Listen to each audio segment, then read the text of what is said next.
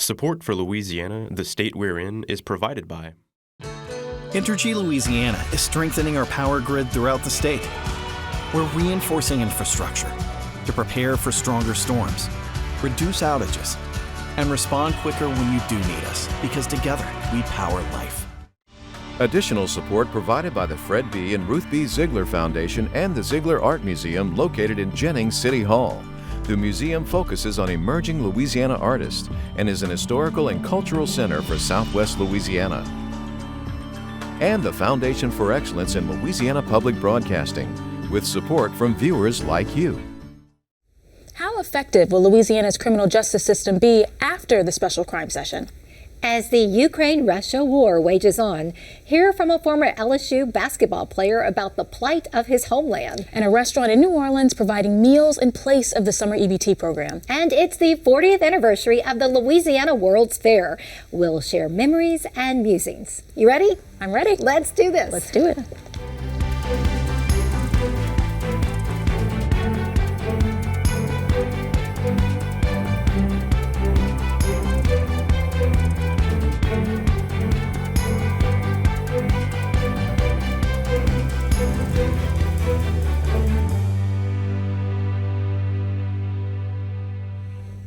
Hi everyone, I'm Kara St. Cyr. And I'm Karen LeBlanc. Much more on those top stories in a moment on this week's edition of Louisiana, the state we're in. But first, during the recent special crime session, lawmakers passed a slew of tough-on-crime bills. While most of the bills passed quickly through the legislature, some researchers and criminal justice organizations worry the reconstruction of our system may not have the intended effect on crime reduction. Here's an analysis of that special session. The special crime session began with the governor promising to pass as much of the call list as he could in a 2-week session. I would do everything within my power to improve the safety of our communities through both legislative and executive action. Today, we continue that process. The result was a brief special session totaling 9 working days, ending 6 days ahead of schedule. Lawmakers passed a slew of tough-on-crime bills, most aligning with campaign promises Governor Landry announced a year ago, including tougher sentencing for crimes like carjacking, restricting parole eligibility, and allowing teens as young as 17 to be tried as adults. The latest laws are a complete overhaul of Louisiana's criminal justice system, which was revamped just 7 years ago under the previous administration.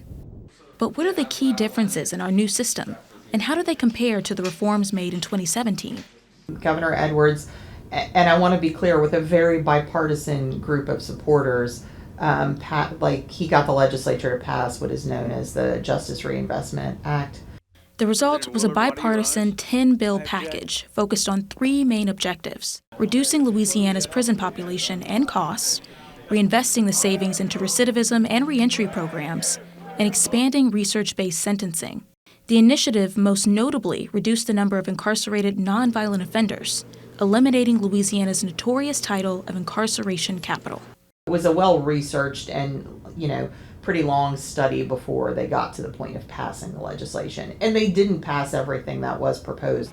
Slight upticks in crime during the pandemic make it difficult to determine just how effective the initiative was. According to the Crime and Justice Institute, the prison population declined 24% between 2016 and 2017. A legislative audit report put savings at $153 million.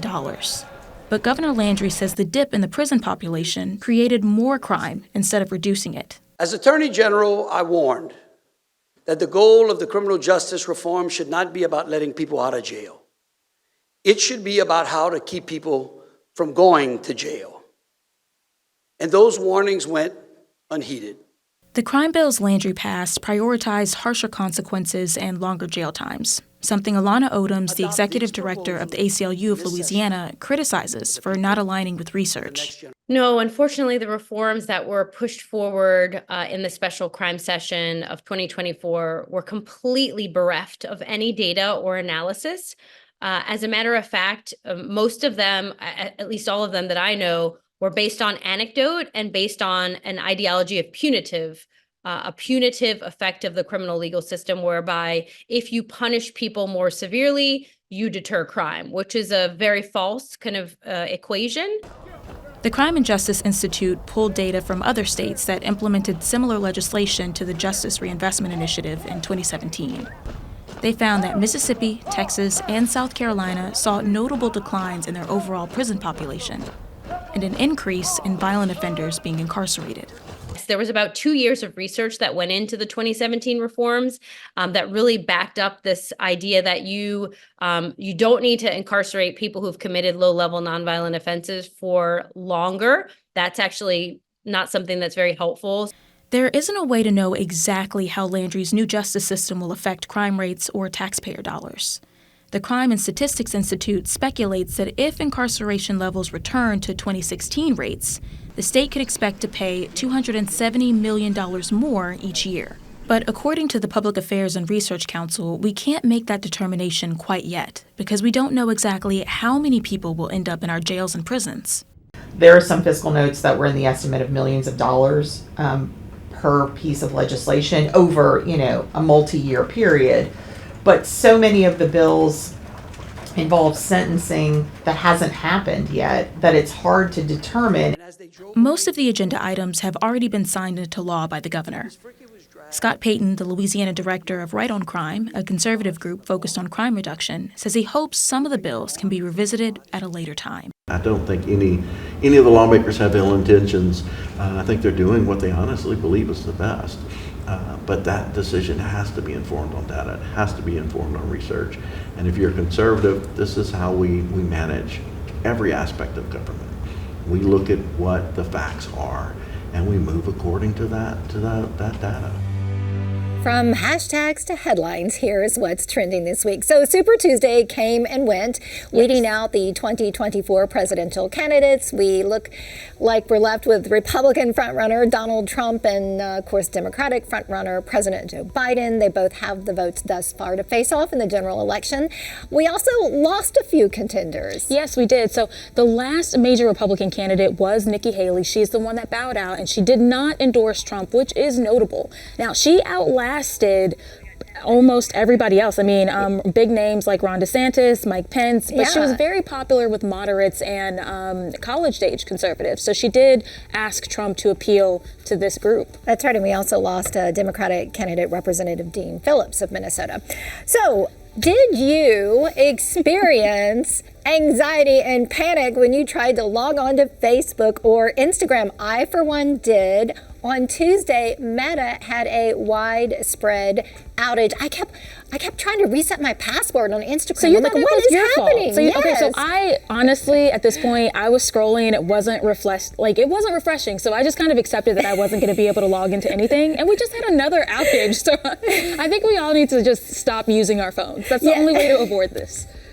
It wasn't refreshing. Yes, panic. Okay, in the sports world, social media has been buzzing about this. So Iowa NCAA basketball player Caitlin Clark, she broke a scoring record set by LSU's Pete Maravich back in the late 60s.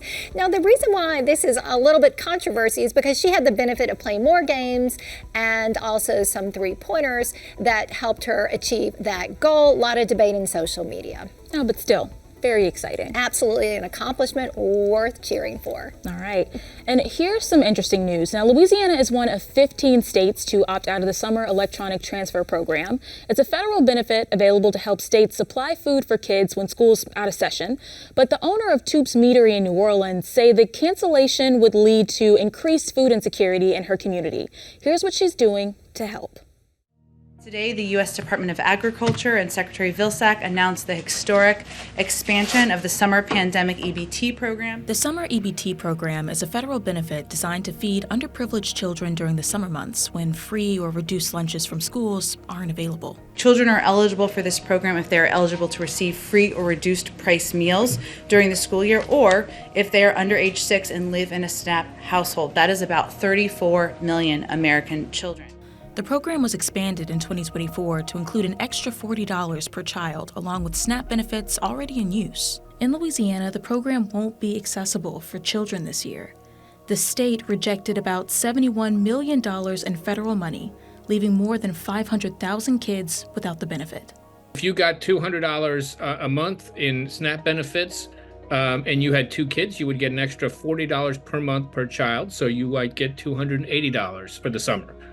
So this is money that would all be automatically added to your benefit card during those summer months to, again, offset some, but not all of the cost of extra costs that families incur when kids are out of school for the summer. Jan Moeller is the executive director of Invest in Louisiana, formerly known as the Louisiana Budget Project. He says the EBT program would not have cost the state a significant amount of money. Are some additional administrative costs that would come with having this program during the summer months. The state would have been responsible for about half of that, so a little bit over $3 million. It cost the state $3.5 million, to be exact. This cost was one of the reasons Governor Landry chose to opt out of the program. Additionally, DCFS wrote that opting out of the program will boost self-sufficiency for affected families, saying, quote, "Every child deserves a safe home, first and foremost, and families deserve a pathway to self-sufficiency. This is our primary mission." There has been a summer meal program that the U.S. Department of Agriculture has in place in most states for years. And what that summer feeding program is designed, they give out prepared meals that are handed out at specific sites at specific time of day. So that way, and it's better than nothing, and it's certainly something that families should take advantage of. But Moeller says all families may not have the transportation needed to access these programs.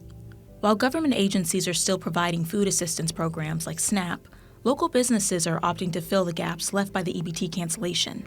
Rage was my initial reaction. It's kids. We're not asking for anything more than just like humanity. Children need to eat. And for the fact that Jeff Landry's comment was families need to be more self-sufficient, it's enraging, it's inhumane, it's cruel. Amanda Toops is the owner of Toops Meadery in New Orleans. Her reaction to the EBT decision is prompting her to respond with action. We'll shut down, we'll be a community center from 3 to 5. We'll come through the front doors and we'll be able to give you all the meals that we possibly can. I'll also be registering voters once a week here too. Toops is in the beginning stages of organizing her relief plan. The goal is to first assess the need in her community. Who needs assistance and where are they located? Do you have an estimate of, I guess, how many families might be coming here needing help? Yeah, it's a lot. And I think that, just from putting it out there on social, and I said to them a lot, I said, listen, this is private too. Here's my email. You can DM me. You don't have to put your business out on the internet. Like, if you're struggling with food, just email me. And so you can imagine the emails that I've already gotten too, but I think it'll be hundreds daily of meals that will definitely need to go out. Toops is finalizing her menu and resources and donations. So far, local food banks like Second Harvest have stepped in to help her. My understanding of it now is, especially, that the kids will be home alone during the day, a lot of times. Moms don't want them cooking on the stove, I don't blame them. So I'm really trying to understand, is it cold meals like a sandwich box that we need to get together? And then Isaac and I are thinking another cold meal that they can pop in the microwave. So maybe red beans and rice with sausage in it, and then some fruit on the side. But Toops isn't the only person working to close the gap. Representative Jason Hughes is filing legislation that would force the state to accept federal summer EBT dollars. House Bill 18 would appropriate money needed to keep the program established next summer. While Toops is hard at work creating a menu and securing resources, she's not afraid. She's confident. If anyone can take care of the New Orleans community, it's her and her restaurant. Former LSU basketball player and native Ukrainian Roman Rubchenko is traveling throughout Louisiana to raise awareness about the Russia-Ukraine war. Roman played LSU basketball in the early 1990s for Coach Dale Brown after defecting from the Ukraine. The LSU graduate forged a professional basketball career before returning to his native homeland to help with wartime efforts. As the debate in Congress continues over a foreign aid package to support Ukraine, Roman aims to combat apathy in Congress and the court of public opinion over a country and a conflict that might seem a world away, but carries not so distant consequences.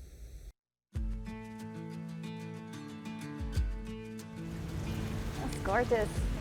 So Roman, thank you so much for taking the time out of your busy speaking schedule around Louisiana to meet us here in Alexandria at Hotel Bentley. I thought this would be a great location. It's pretty, it's historic, and yeah. Thank you so much for hosting me. Yes, I agree. This is a beautiful building. I already took some pictures of it. Well, I thought we'd do our interview in the conference room. That would be great. Quieter. Oh, Kind of those quiet. beautiful drapes. Isn't that Yes, gorgeous? wonderful. Roman, you came of age in Louisiana. You played LSU basketball in the early 90s for Coach Dale Brown. You graduated from LSU. You're a Southern boy and Ukrainian native, which gives you a very unique perspective on things. You're here in Louisiana right now. Why? So let me also qualify my answer, because my first 17 years of my life I spent in the Soviet Union. So even though when I defected from the Soviet Union, I was from Ukraine, but at the time it was not a free Ukraine. It was still one of those republics of the Soviet Union. And the reason I defected back in 1991 is because I did not want to live under an oppressive regime. I wanted to have a freedom of choice. Where do I go? It so happened that Coach Brown saw some talent in me, and he used the scholarship that he had available to him when Shaquille O'Neal decided to leave earlier for the draft in 1992. He offered it to me. Wants to shoot. Pete Rubchenko, who puts it up good. Rubchenko banks it in on the assist. And so I'm not a typical Ukrainian. I would say I'm a Ukrainian American or Ukrainian Southern American, something like that. So in 2008, I decided to move back to Ukraine, and I've been living there since then. And so I witnessed firsthand whatever started happening when Putin came to power and in 2008 invaded Georgia. This was the first harbinger of what's to come. The United States at the time did not take a strong stance. And then people like Putin, you should understand, they're just probing you. It's like a bully on the playground, you know. First they're gonna pull your hair, then they're gonna throw a rock at you, then they're gonna punch you in the knee. The PBS documentary, 20 Days in Mariupol, is very difficult to watch. It's very graphic and very bleak and troubling, but also it shakes people. And help us understand what we saw. How widespread is that? Is that an isolated small area of Ukraine, or is that experience widespread? My heart breaks when I watch footage like that. And was it widespread? Yes, I think it was widespread. Anywhere where a Russian soldier's foot stood on the Ukrainian soil, atrocities like that happened. I mean, our weapon supplies were drying up gradually, and it wasn't affecting us up until recently. But if you know, maybe last 2 weeks or 3 weeks, we had to remove our troops from Avdiivka. We held Avdiivka since the beginning of the invasion back in 2014. What I'm hearing, the reason this was done is to protect our soldiers, because we did not have the ample ammunition, we did not have enough shells to keep defending the position. It would result in a lot of casualties. So we are either going to be losing people or losing territories unless we get support immediately. Right now in Congress, they're debating a foreign aid package. The Senate approved a foreign aid package, which had some $60 billion, I believe, for Ukraine. The House has not voted on it. House Speaker Mike Johnson is asking for them to go back to the drawing board, which further delays the approval of aid to Ukraine. What do you want to see happen? What is your message to Congress?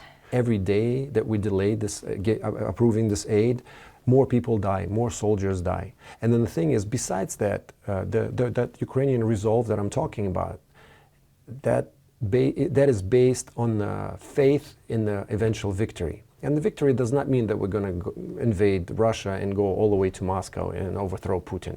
Victory for us is to inflict enough pain for Russia in order for this war to become unsustainable for them. And that means getting some longer range missiles, ATACMS.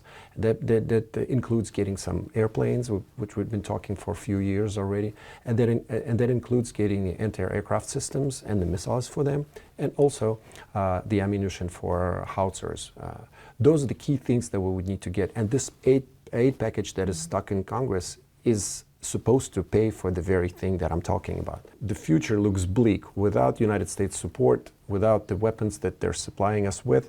we cannot last much longer. So Roman, you live in Ukraine. Yes, I and do. you were able to freely travel to Louisiana. How is that possible? Well, by law, right now we have martial law in the country, so males 18 to 60 are not allowed to leave the country.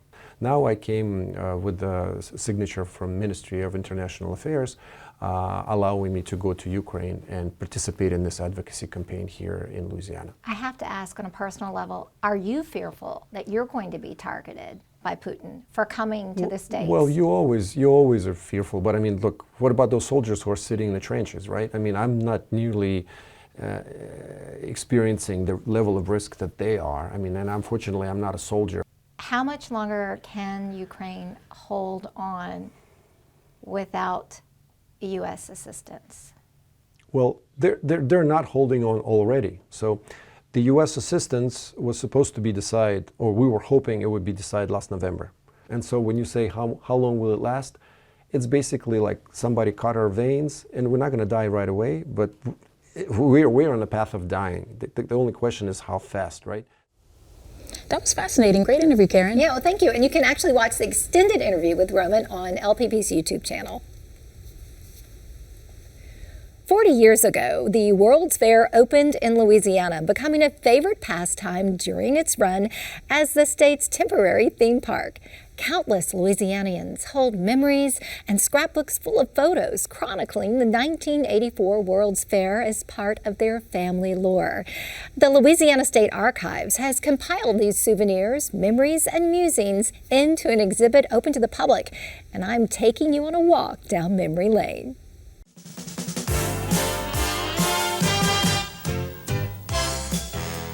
Join us for a once-in-a-lifetime family adventure here in New Orleans. It's waiting for you until November 11th, the 1984 World's Fair. Pages of my childhood scrapbook hold memories of the 1984 Louisiana World's Fair, capturing exciting innovations and possibilities of the future. When the World's Fair opened, May 12, 1984, it was as if a major amusement park came to town for an extended stay. Welcome to the 1984 Louisiana World Exposition, a 6-month spectacular of sight and sound, education and entertainment. A monorail, a gondola called Mart, and the Sky Transpo offered thrilling rides over the Mississippi River and along its banks, offering a revitalized view of a once blighted area of New Orleans. The World's Fair transformed the Warehouse District into an international otherland of cultures, countries, plus musical acts and roaming mascots. Hey folks, will I be seeing you in 1984? The World's Fair closed November 11th after a 6-month run. Bankrupt, its assets seized, sold off, and much of it stored in the Louisiana State Archives in Baton Rouge. State archivists curated boxes of memorabilia into an exhibit commemorating the 40th anniversary of the 1984 Louisiana World's Fair.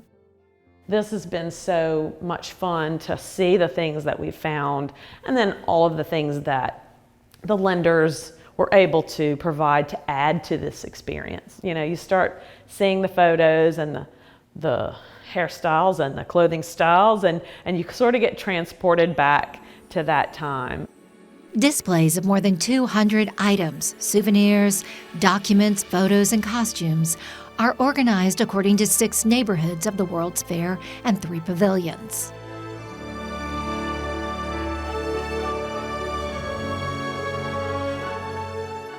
Absolutely the star of the World's Fair. This is Seymour DeFair. He got his name from a time saver contest, almost 20,000 entries for his name. This was a singular standout, Seymour D. Fair. Very clever. He's also the very first official mascot of an expo. Though we're the last in the US to have a fair, international fairs have since borrowed this tradition with many of them with an official mascot.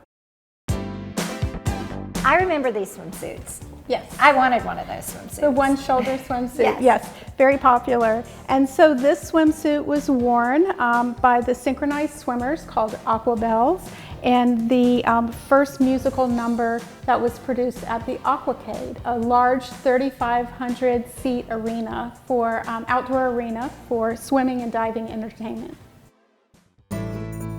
A gondola car from Mart serves as a reminder of the adrenaline rush soaring over the Mississippi River. You were over 300 feet in the air, traversing over 2,000 feet across the mighty Mississippi. The exhibit also tells the origin story of the World's Fair. We're anchoring our exhibit with the history of world expositions. Beginning in the mid-19th century, early 1851, we have the first World Expo in London.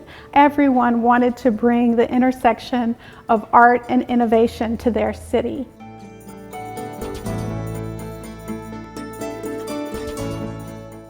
The story of the Louisiana World's Fair actually begins in 1884 when the World Industrial and Cotton Centennial Exposition was held in New Orleans. Now fast forward to the 1970s and an idea begins percolating in New Orleans for a new convention center.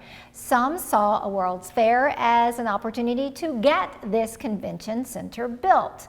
Now, 1984 marked the centennial of this Industrial and Cotton Centennial Exposition in New Orleans, which incidentally laid the foundation for what is now known as Audubon Park in New Orleans. The 1984 World's Fair was America's last fair. 7.3 million people visited, far below projected attendance, contributing to its financial loss. Although the fair wasn't a moneymaker, it was a memory maker for countless Louisianians. And I think that it's hard to put a price on that because, yeah, the legacy is long lasting. And I think the good memories outweighed the bad anyway for a lot of people. The exhibit is open Monday through Friday from 8:30 a.m. to 4:30 p.m. through December 13th. That's our show for this week. Remember, you can watch anything LPB anytime wherever you are with our LPB app. You can catch LPB news and public affairs shows as well as other Louisiana programs you've come to enjoy over the years. And please, like us on Facebook, X, and Instagram. For everyone at Louisiana Public Broadcasting, I'm Karen LeBlanc. And I'm Kara St. Cyr. Until next time, that's the state we're in.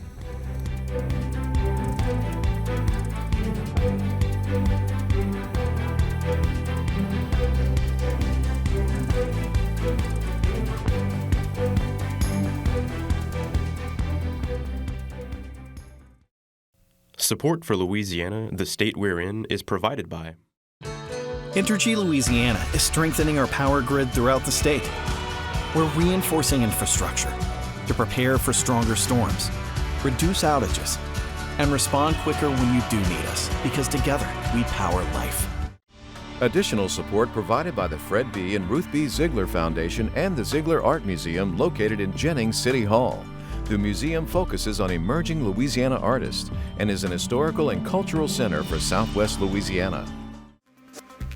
and by Visit Baton Rouge and the Foundation for Excellence in Louisiana Public Broadcasting and viewers like you. Thank you.